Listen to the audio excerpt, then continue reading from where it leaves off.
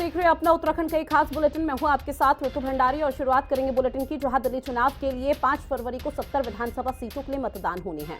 आपको बता दें कि दिल्ली में बीजेपी राज्यों के मुख्यमंत्री लगातार चुनाव प्रचार में जुटे हुए हैं। ऐसे में उत्तराखंड के मुख्यमंत्री पुष्कर सिंह धामी ने बवाना में बीजेपी प्रत्याशी रविंद्र कुमार के समर्थन में जनसभा की और जनता से बीजेपी के पक्ष में वोट की अपील की। अभिनंदन करेंगे अमरजीत पांडे।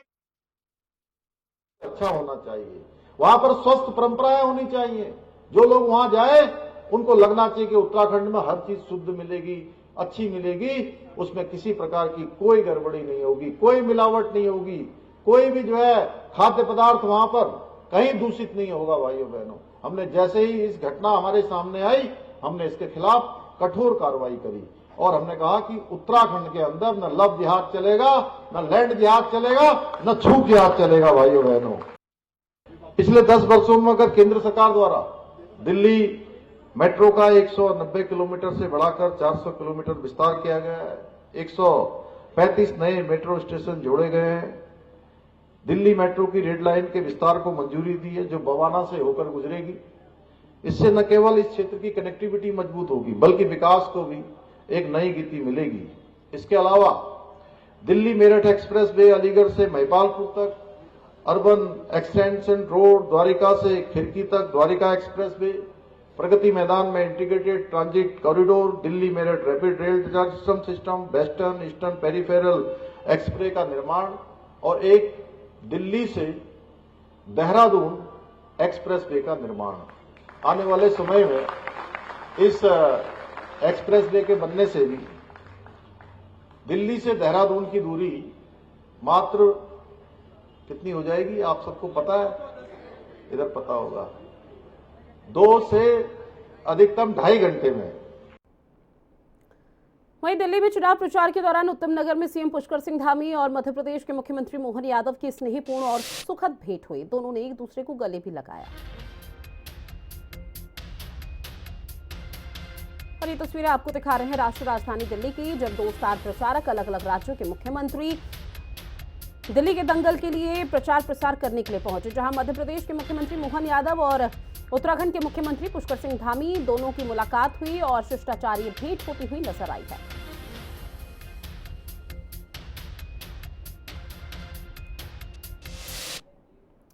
बात करेंगे अगली खबर की, जहां खटीमा के इंडो नेपाल सीमा मेलाघाट क्षेत्र में नो मेंस लैंड पर अतिक्रमण हटाने के लिए एसडीएम रविंद्र सिंह बिष्ट, वन विभाग की एसडीओ संचिता वर्मा के नेतृत्व में राजस्व विभाग, सिंचाई विभाग, वन विभाग की मौजूदगी में कई दिनों से काम जारी है।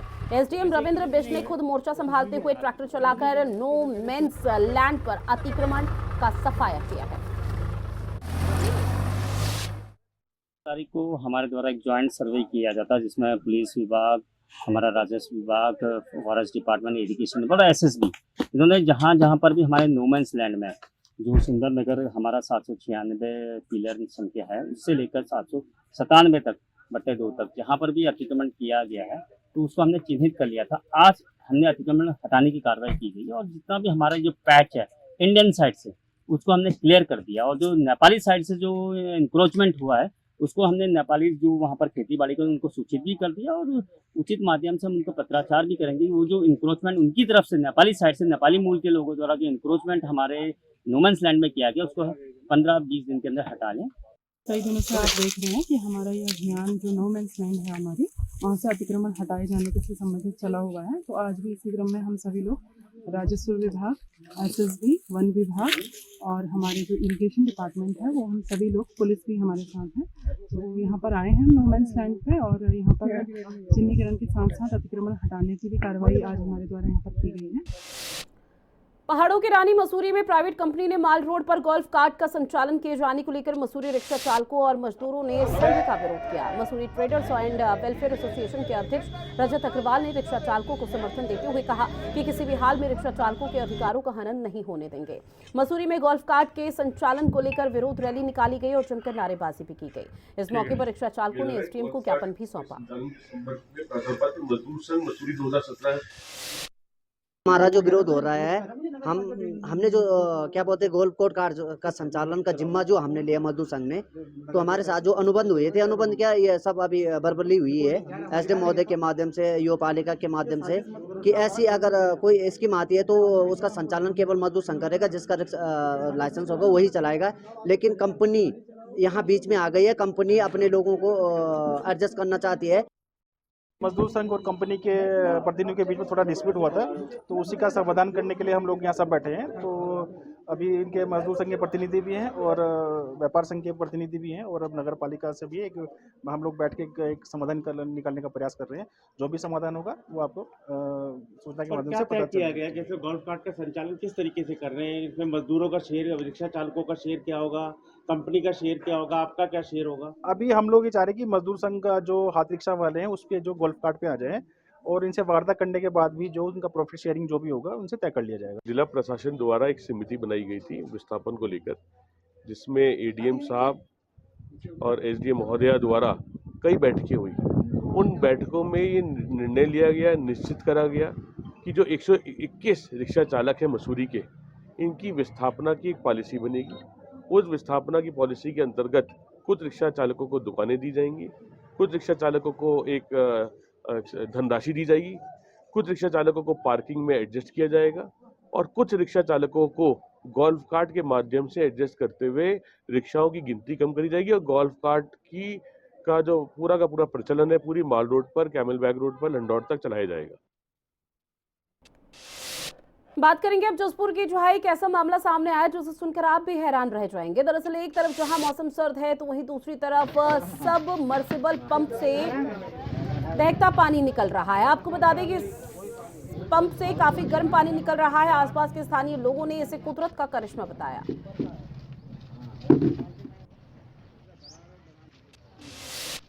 यही मोटर है समरसेबिल, पता 2 साल से लगा हुआ है, ये आज ही हुआ है ऐसा काम। तो पानी बहुत गर्म आ रहा है, नहीं और हाथ ही जला कभी साहब ये कि कुछ तार पार शॉर्ट हो गया हो, इसलिए 2-2 3-3 मिस्त्री बुला लिए, तो मोटर सब ही बता सही चल रही है।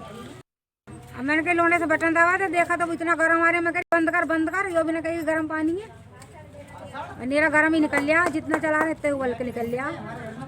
करवाने का मारो का दिखावा खराब तो ना, उन्होंने दूसरे मिस्त्री बुलाए, 3 मिस्त्री आ गए, वो कह रहे हैं ये तो कोई इसका रिस्मान सब आ रहे हैं काम के देखने। 2 साल हो गए बोर करे हुए, तो मकान बना लिया, यहाँ कपड़े उलटते धोए, सभी कुछ करे कराए, 2 साल हो गए करे हुए। यहाँ गर्म पानी की सूचना मिली थी तो उसके लिए आए हैं इधर देखने, तो मेरे को दिखाया मोटर के लिए, तो ये तो कुछ जमीन के अंदर ही कुछ भूवैज्ञानिक कारण हो सकते हैं, बाकी मोटर में और कोई दिक्कत नहीं है। मोटर चल रही है, ज़्यादा समय तक चलेगी तो खराब हो जाएगी।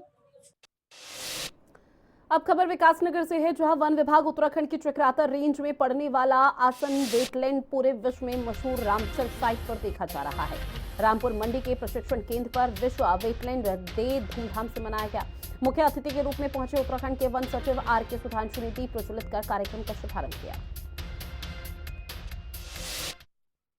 देखिए, आज ऐसे भी वर्ल्ड वेटलैंड डे है। सबसे पहले तो इसकी हमारी तरफ से हार्दिक शुभकामना। हमारी इकोलॉजी में हर एक चीज़ का अत्यंत महत्वपूर्ण स्थान है। लेकिन पिछले दिनों में देखा गया है कि यहाँ रिसोर्सेज हैं, नेचुरल रिसोर्सेज के दोहन से कई तरह की समस्याएं उत्पन्न हो गई हैं। लेकिन हमें किस तरह से बैलेंस बनाना है, ये बैलेंस बनाना बहुत ज़रूरी है, संतुलन। आज ही का अगर समुदाय आधारित अगर विकास नहीं होगा, लाइवलीहुड की अगर चीज़ें उपलब्ध नहीं होंगी जो हमारा नेचुरल रिसोर्सेज है, तो वैसी स्थिति में कहीं ना कहीं उसमें कई तरह की दिक्कतें आती हैं। और यही वजह देखा होगा कि हमारा खास करके उत्तराखंड जिसमें कि लगभग 70% जो जगह है वो फॉरेस्ट बाउंड है। तो वैसी स्थिति में फॉरेस्ट वेटलैंड भी अगर हम माने तो वेटलैंड भी उसी का एक रूप है। तो इसीलिए हमें वेटलैंड को तो न केवल संरक्षित करना है, संवर्धित भी करना है। प्रसिद्ध चारधाम यात्रा का शुभारंभ इस बार 30 अप्रैल को होने जा रहा है। आपको बता दें कि बसंत पंचमी के मौके पर टिहरी के नरेंद्र नगर राज दरबार में बद्रीनाथ धाम के कपाट खुलने की तिथि घोषित हुई है। बद्रीनाथ धाम के कपाट इस साल 4 मई को सुबह 6 बजे श्रद्धालु के लिए खोल दिए जाएंगे। बद्रीनाथ धाम के कपाट खुलने की तिथि तय करने के लिए सुबह से ही नरेंद्र नगर राज दरबार में धार्मिक समारोह शुरू हो चुका है। 22 अप्रैल को तिलों का तेल पिरोया जाएगा और उसी दिन गाड़ू घड़ा तेल कलश यात्रा भी शुरू हो जाएगी।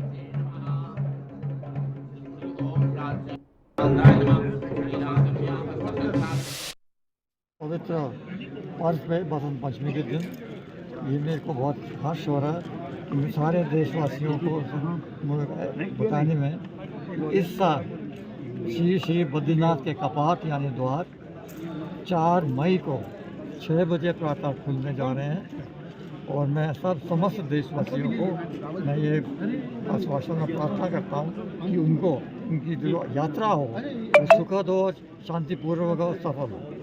गाड़ू गड़ी का भी अब खबर गदरपुर से है, जहां अलग अलग स्कूल और कॉलेजों के बसंत पंचमी के मौके पर मां सरस्वती की पूजा की गई। छात्र छात्रों ने व्रत रखकर देवी मां को नमन किया और अपना व्रत भी खोला।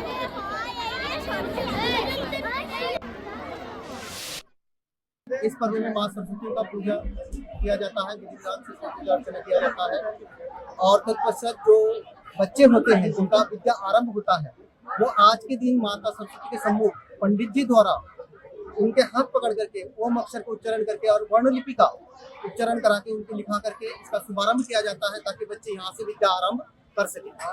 बंगालियों में सरस्वती पूजा के नाम से पूजा जाता है और बहुत धूमधाम से सारे स्टूडेंट बड़े बुजुर्ग व्रत रखते हैं। व्रत रखने के बाद इस पूजा करने के बाद अंजलि दी जाती है।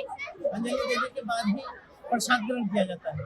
इससे पहले कहा जाता है कि मां सरस्वती आज सारे बच्चों को एक शिक्षा का आशीर्वाद प्रदान करती है। वहीं विकास नगर में गीता भवन मंदिर का बसंत पंचमी के मौके पर धूमधाम से वार्षिक उत्सव मनाया गया। आपको बता दें कि वार्षिक उत्सव के मौके पर मंदिर समिति ने शोभा यात्रा भी निकाली। शोभा यात्रा में शामिल सभी भक्त कृष्ण भक्ति में लीन होकर नाचने लगे।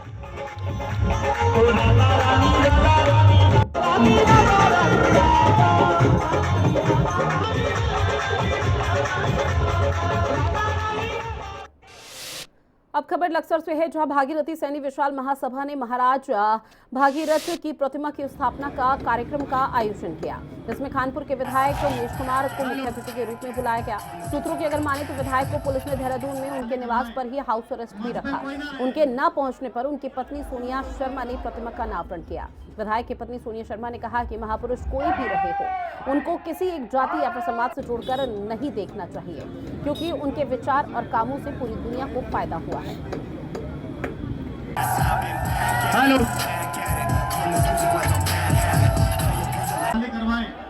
मंच पे कोई ना रहे। रविवार का बसंत पंचमी का दिन है और आज हमारी होली पर्व का एक उपलक्ष्य में होली का जो गोसा रखा जाता है उसके उपलक्ष्य में आज हमने महाराजा भगीरथ की मूर्ति का आवरण जो यहाँ लक्सर में किया है वो पश्चिमी उत्तर प्रदेश के अंदर सर्व समाज को जोड़ने के लिए महाराजा भगीरथ पतित पावनी माँ गंगा को जब लाए थे तो विश्व के अंदर प्रत्येक व्यक्ति उस गंगा से पवित्र होकर के मन पवित्र करता है और उसी गंगा को लाने वाले महाराजा भगीरथ की मूर्ति का आवरण हुआ है। महाराजा भगीरथ विशाल सैनी समाज द्वारा और उमेश कुमार विधायक जी के सहयोग के द्वारा हमारी मूर्ति का उद्घाटन हुआ है, जो कि हमारे समाज के लिए बहुत ही खुशी की बात है। और आपने देख भी लिया पूरे लक्सर में हमारा समाज कितना समाज आज उद्घाटन के मौके पर पहुंचा है और आपने